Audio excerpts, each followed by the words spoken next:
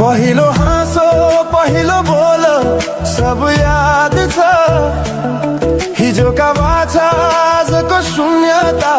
साथ छ जीवनको रंग नै हरायो अचानक